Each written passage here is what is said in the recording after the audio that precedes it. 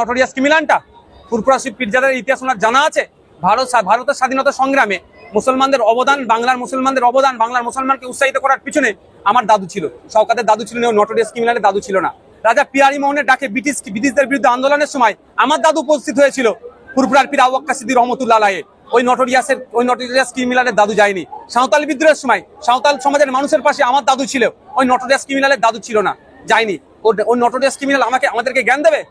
আমরা এতদিন তো রাজনীতি করিনি, ধুলিস্যাৎ করেছে, ধ্বংস করে রাজনীতিতে কুলসিত করেছে।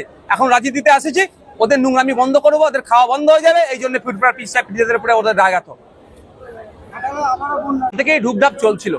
প্রশাসন সম্পূর্ণরূপে ব্যর্থ। এখন নাকি এসপি টেসপি গিয়ে বিশাল বাহিনী, এখন কি করবে? একটা বাচ্চা মেয়ের জীবন চলে গেলে এখন ভোট দিচ্ছে।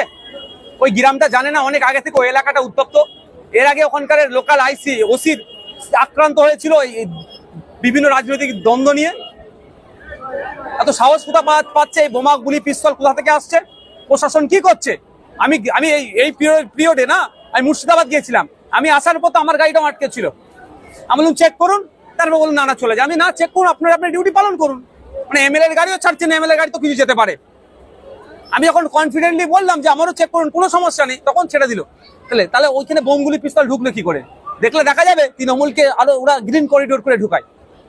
এই দায়িত্ব রাজ্য সরকারকে নিতে হবে। আমি রাজ্য সরকারের প্রধানের ক্ষমা চাওয়া উচিত নিঃশর্তে, এবং এই সমস্ত যারা গুন্ডা দুষ্কৃতী বদমাশ আছে তাদের ঘাড় ধরে জেলের মধ্যে ঢুকিয়ে দেওয়া দরকার। দুর্ভাগ্য আমাদের এমন কোন নির্বাচন নেই 2011 সালের পরে যেখানে মানুষের রক্ত খুন ছাড়া হচ্ছে না। যখন নির্বাচনে দেখবেন খুন হতে হচ্ছে পিছিয়ে বর্গের মানুষ। আর একটা কথা আমি জোর গলায় বলছি, এটা মুসলমানদের শিক্ষা নেওয়া দরকার। মুসলমানদের রক্ত ছাড়া পশ্চিমবাংলা নির্বাচন নাকি বৃথা হয়ে যাচ্ছে। মুসলমানরা না খুললে পশ্চিমবাংলা নির্বাচন নাকি সার্থক হয় না। আর কত মার খাবেন?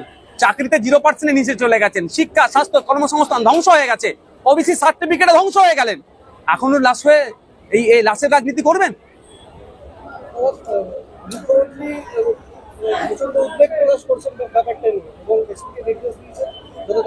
ঘোড়ার ডিম হবে, ওই বলতে হয়, টুইট করতে হয়, নাহলে লোক চিচি করবে, এর বাইরে কিছু হবে না।